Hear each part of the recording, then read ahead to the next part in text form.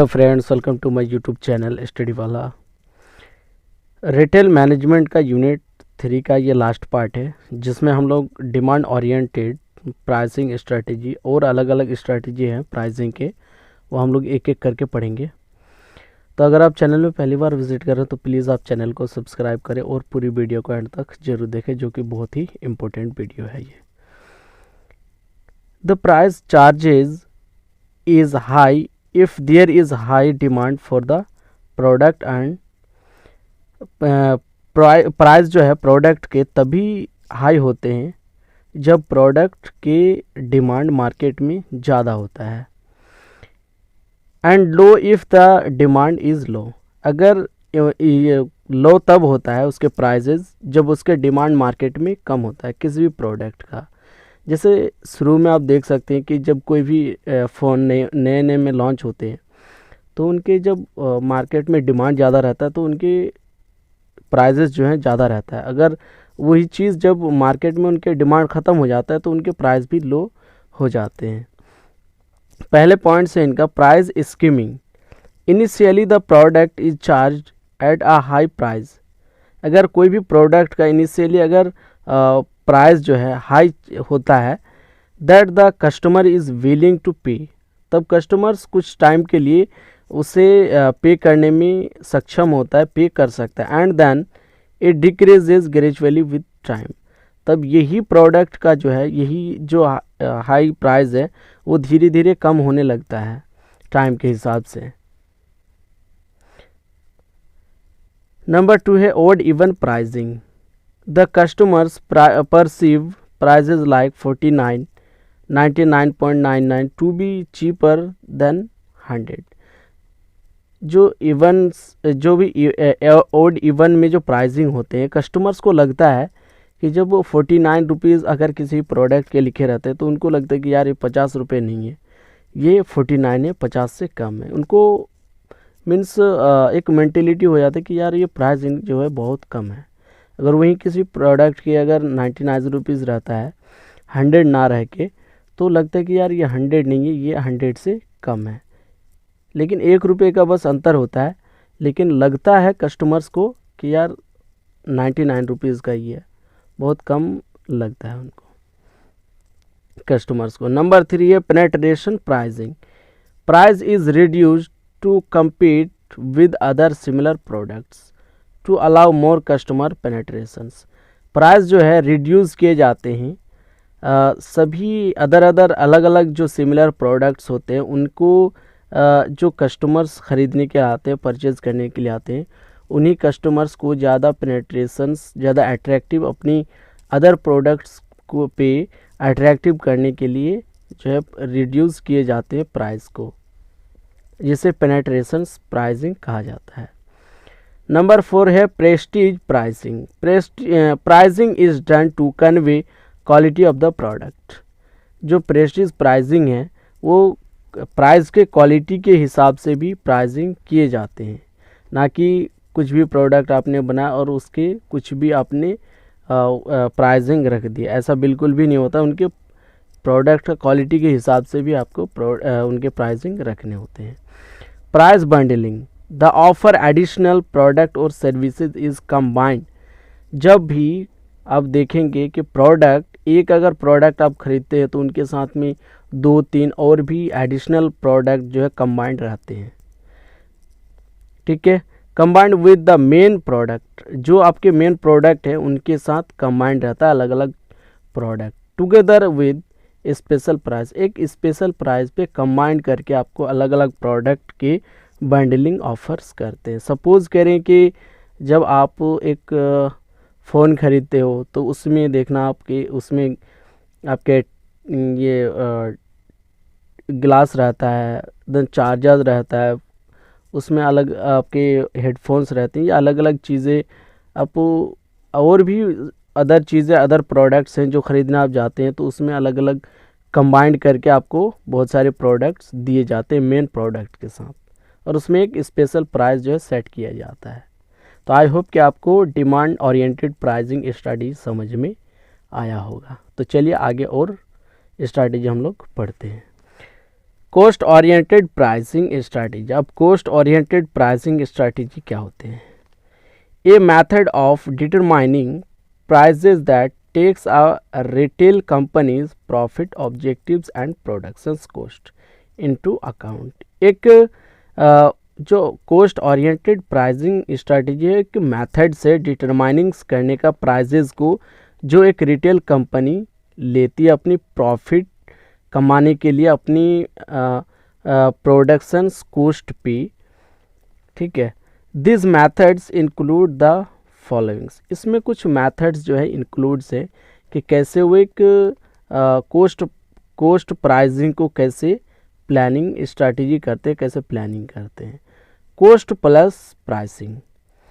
The company sets prices lately above the manufacturing cost. Company जो है set करते हैं कि प्राइस को थोड़े से ज़्यादा प्राइजेज को अपने मैन्युफैक्चरिंग कॉस्ट पे। If the cost of a product is ₹500 per unit, अगर किसी भी प्रोडक्ट की अगर मैन्युफैक्चरिंग कॉस्ट है 500 रुपये, ठीक है, and the market expected 10% profit, उस पर जो है मार्केट में वो 10% का प्रॉफिट पे सेल करता है, then the selling price is set to ₹550, जिसे कोस्ट प्लस प्राइसिंग कहा जाता है। अगर उसने अगर एक प्रोडक्ट की कॉस्ट जो है 500 रुपये पड़ता है तो वो मार्केट में सेल्स करता है उसे अपने 10% के प्रॉफिट पे। मीन्स 500 रुपये लगाया उसने मैन्युफैक्चरिंग करने में और 550 रुपये में जो है मार्केट में उसने सेल करा, तो उनके जो सेलिंग प्राइस हो गए वो 550 रुपये, जो कि 50 रुपये उसने प्रॉफिट कमाया। नंबर 2 है markup pricing. The markups are calculated as a percentage of the selling price and not as a percentage of the cost prices. जो मार्कअप्स कैलकुलेटेड प्राइजेज है, जो मार्कअप प्राइसिंग है वो कैलकुलेटेड प्राइजेज होते हैं जो कि एज ए परसेंटेज के तरह उसे सेलिंग प्राइस पे दिया जाता है, ना कि उसे परसेंटेज कॉस्ट प्राइस पे दिए जाते हैं। उसे जो सेलिंग प्राइस पे ही कॉस्ट परसेंटेज लगा के दिया जाता है। जैसे selling price equal to average unit cost by selling price, तब आपके वो सेलिंग प्राइस निकल जाएंगे। नंबर 3 है break even pricing. The retail company determines the level of sales needed to cover all the relevant fixed and variable cost. जो एक retail company है वो डिटरमाइंस करता है सभी लेवल्स को सेल्स के जो उनको नीड है कवर अप करने का, और वो फिक्स्ड और वेरिएबल कॉस्ट को रेलेवेंट करता है। They break even when there is neither profit और लॉस। तब उस सिचुएशंस में क्या होते हैं कि ना उसको कोई प्रॉफिट होते और ना कि उस पर कोई लॉस होता है कंपनी को, वो बिल्कुल बराबर पे बराबर हो जाता है।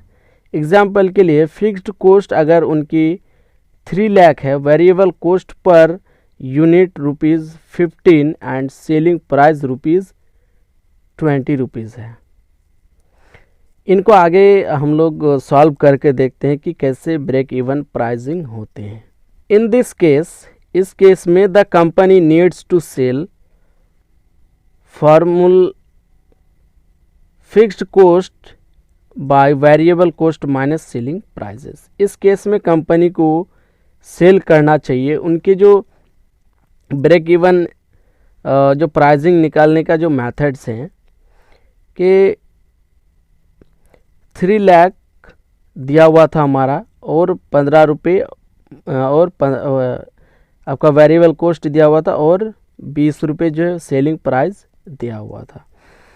तो इसको जब हम लोग सॉल्व करेंगे तो इनके जो फार्मूला है fixed cost by variable cost minus selling prices. तो फिक्स्ड कॉस्ट हमारा है 3 लाख, वेरिएबल कॉस्ट 15 रुपये एंड माइनस 20 रुपये सेलिंग प्राइस के इक्वल टू क्या हो जाएगा 60,000 यूनिट्स हो जाएगा, जो कि break even the fixed cost होंगे इसके।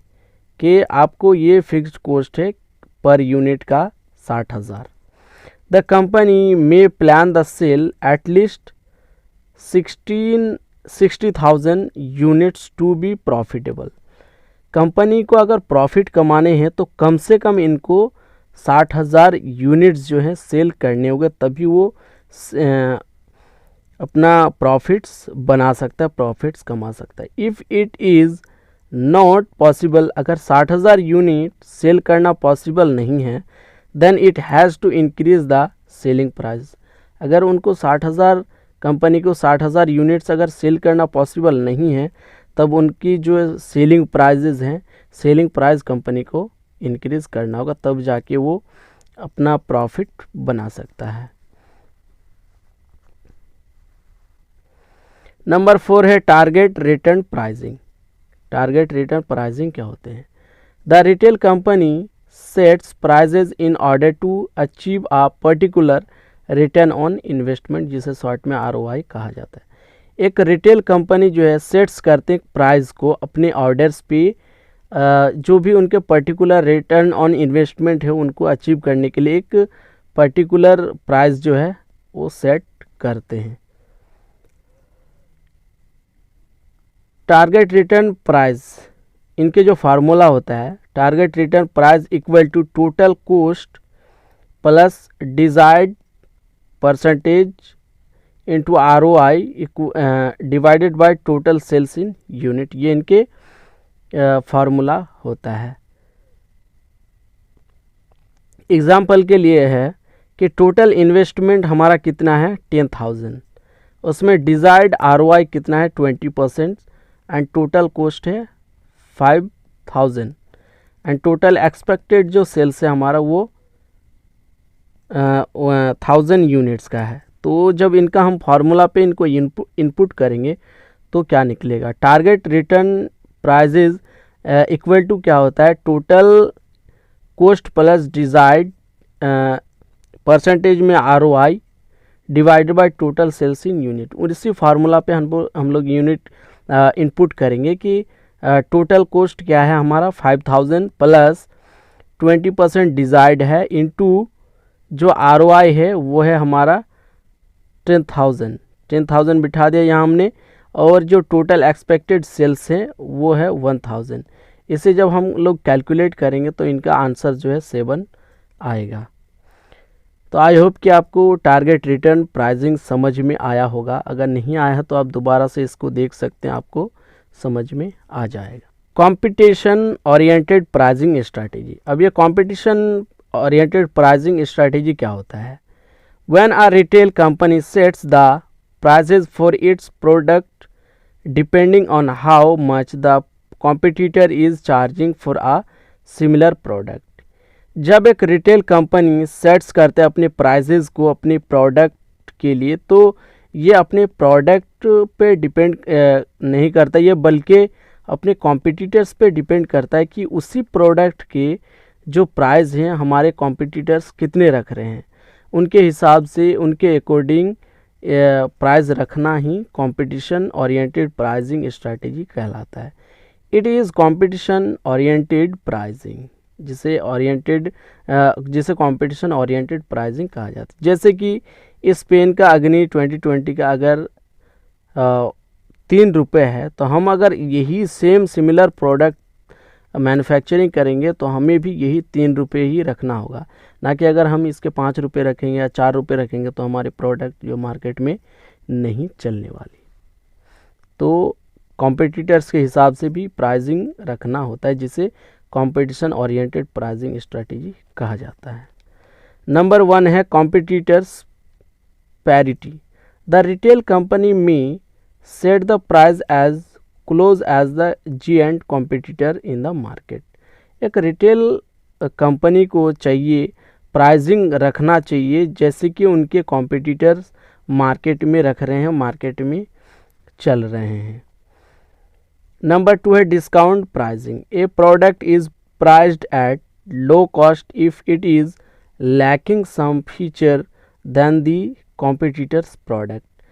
डिस्काउंट प्राइसिंग तब आप दे सकते हैं जब एक प्रोडक्ट के प्राइस जो है लो हो और उस पर किसी भी तरीके का उसके जो फीचर्स हैं वो लैकिंग करे, अगर लैकिंग करता हो आपके कॉम्पिटिटर्स के प्राइस के हिसाब से, तब उस पर आप डिस्काउंट कर सकते हैं। Differential pricing strategy, the company may charge different prices for the product और सर्विसेज। कंपनी जो है अपने अलग अलग प्राइजेज चार्ज कर सकता है अलग अलग प्रोडक्ट अलग अलग सर्विसेज के लिए। नंबर 1 है कस्टमर सेगमेंट प्राइसिंग। कस्टमर के हिसाब से, कस्टमर किस कस्टमर सेगमेंट में आप टारगेट कर रहे हैं उसके हिसाब से भी प्राइसिंग रखा जाता है। The price is charge differently for customers from different customer segments. Price जो है चार्ज किया जाता है अलग अलग कस्टमर्स पे अलग अलग कस्टमर सेगमेंट्स पे। Customers who purchase online may be charge less as the cost of service is low for the segment of online customers. अगर किसी भी कस्टमर्स अगर ऑनलाइन परचेज करते हैं तो हो सकता है कि उसको चार्ज कम लगता हो, क्योंकि उसमें सर्विसेज चार्ज भी लो ही लगता है, सर्विस भी ना के बराबर लगता है। जबकि उससे फिज़िकली जो अगर कोई प्रोडक्ट ख़रीदता है तो उस पर सर्विसेज ज़्यादा लगता है, जिस कारण से उस पर सर्विस चार्जेस ज़्यादा लगता है। नंबर 2 है time pricing. The retailer charges price depending upon time, season, occasions etc। जो टाइम प्राइसिंग होते हैं ये रिटेलर्स चार्जेस करते हैं according to time, season wise या ओकेज़न वाइज, इस तरीके का भी प्राइसिंग चार्ज करते हैं कि रिटेलर। नंबर 3 है location pricing. The retailer charges the price depending on where the customer is located. ये लोकेशंस पे भी बहुत बड़ा फैक्टर्स करता है, डिपेंड करता है कि रिटेलर कंपनी लोकेशंस के हिसाब से भी प्राइजेस चार्ज करते हैं कि कस्टमर्स किस लोकेशन पे लोकेटेड हैं, हमने किस लोकेशंस पे अपने कस्टमर्स तक सर्विसेज देने हैं, अपने प्रोडक्ट भेजने हैं, तो इसके हिसाब से भी लोकेशंस के हिसाब से भी चार्जेस लग जाता है। अगर लोकेशंस दूर का है तो उस पर ज़्यादा चार्ज लगेगा, अगर पास का है लोकेशन तो उस पर कम लगेगा, इसके हिसाब से भी लग जाता है। आई होप कि आपको वीडियो समझ में आया होगा। अगर नहीं आया हो तो आप कमेंट्स में बता सकते हैं, मैं दोबारा से समझा दूंगा। Thank you so much, keep watching, keep support. आगे का वीडियो देखने के लिए यूनिट 4 एंड 5 देखने के लिए आप चैनल पे बने रहें। Thank you so much, keep watching, keep support.